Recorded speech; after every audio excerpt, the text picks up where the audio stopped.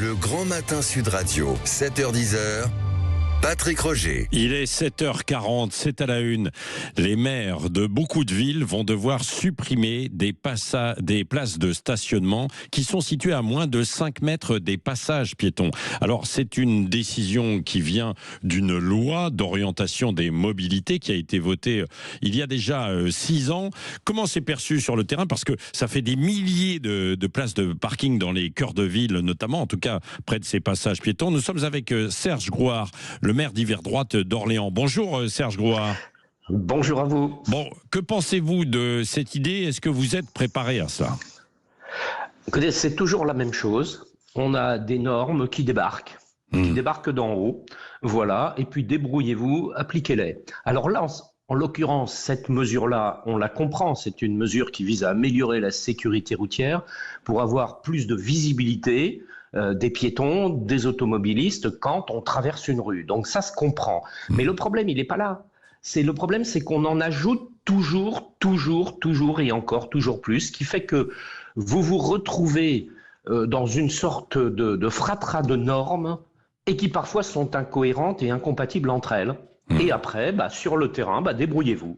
Ouais. Voilà. C'est-à-dire que là, par exemple, on vous impose ça. Alors, la loi avait été votée il y a quelques années, donc on a eu le temps de s'y préparer, peut-être, non? Oui, c'est ce qu'on a fait. Donc on a recensé tous nos passages piétons sur Orléans, on a repris dans chaque rue le stationnement, et on a vu les places qu'il fallait supprimer. Vous voyez le boulot des services. Oui, ça c'est vrai. Vous voyez, le boulot qui est fait, il n'est pas fait ailleurs pendant ce temps-là. Ouais.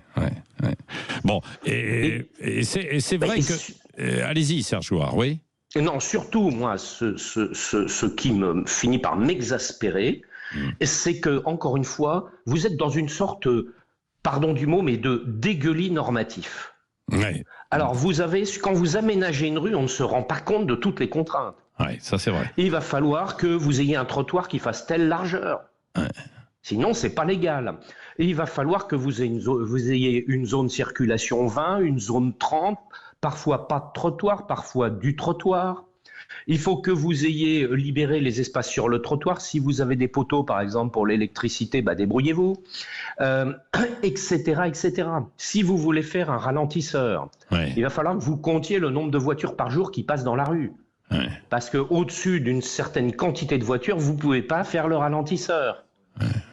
Voilà, et alors qu'est-ce qui se passe? Vous faites des réunions de concertation avec les riverains, parce que chaque fois c'est ce qu'on fait, c'est normal, c'est chez eux, et ils vous disent mais attendez, nous on ne demande pas tout ça. Ouais. Nous on veut juste que la rue elle soit bien, qu'on puisse circuler, qu'on puisse être à pied, que les enfants soient en sécurité, etc. Ouais. C'est des choses simples. Et Serge Grouard, est-ce que vous avez un exemple qui illustre ça? Je sais pas, sur une réflexion d'une rue, d'un trottoir, d'un... Voilà. J'en ai à l'appel, mais donne un seul. On a refait une rue, là. Oui. Une rue d'Orléans, dans un beau quartier, tranquille, calme, sympa d'Orléans. Bon, on refait la rue. On fait réunion de concertation. On a dû en faire 2. Les gens, on se met d'accord. On va faire une piste cyclable, on va élargir le trottoir, on va enfouir tout ce qui est réseau, donc ça va être nickel, on va faire une jolie rue, on va garder du stationnement, tout le monde est content. Bon, le trottoir ne respecte pas exactement à certains endroits la largeur qui est prévue dans les normes. Eh bien, j'ai eu un recours en justice contre nous. D'accord. Ce recours pour quelques centimètres, hein. Ah oui, pourquoi? Pour 5-10 centimètres? Oui. Bon, mais on ne pouvait pas faire autrement parce que la largeur totale de la rue ne permettait pas de respecter toutes les normes. Hein.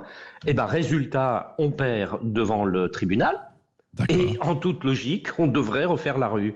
Mais on est chez les fous. Ouais. On va dépenser combien d'argent qui peut être utilisé pour refaire une autre rue qui, elle, en a bien besoin, simplement pour quelques centimètres de bordure de trottoir. Vous voyez, il y en a ras-le-bol. Bon, et c'est du gaspille. Du gaspille d'argent public. Mais alors, ça vient d'où le problème, alors? Parce que vous êtes maire, vous pouvez décider de ce que vous voulez, non? Mais non, ça c'est ce qu'on croit. Mais non, parce que vous avez ce tissu normatif qui vous est imposé depuis Paris.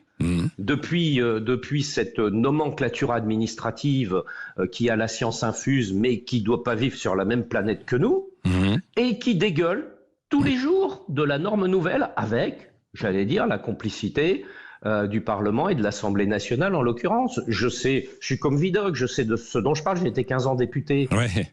Je suis bien convaincu que la plupart des députés dans ce texte de loi n'ont pas vu cette nouvelle norme-là. Ouais. C'est exactement comme sur un autre registre si je prenais l'aberration des ZFE.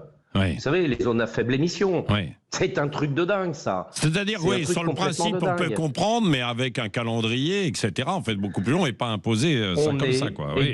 On est dans une recentralisation normative et fiscale, par ailleurs. On est dans une recentralisation normative. C'est-à-dire qu'on a de moins en moins de liberté, de possibilité de faire. Tout est de plus en plus décidé par la norme nationale. Qu'on ait une puissante, mais très puissante décentralisation, qu'on nous laisse faire, nous les maires et les élus locaux, parce qu'on connaît la réalité du terrain. On vit tous les jours la même ville, avec les mêmes gens, on sait comment ça se passe. Comment voulez-vous décider de Paris, ce qui va se passer à Bordeaux, à Marseille, à Orléans ou à Pétaouchnok, comme ça, par une simple norme, on nous laisse faire. Mais ça, c'est une réforme puissante de l'État. Bon, et est-ce que malgré tout, vous allez quand même vous représenter ou pas? On n'est pas là pour faire de la politique municipale à Orléans, mais tout de même. On va voir, je vais réserver, pardon de cela, mais je vais réserver aux Orléanais l'annonce de cette décision. Non, mais il y a des moments, ça vous décourage, j'imagine. Alors moi, ça me décourage pas.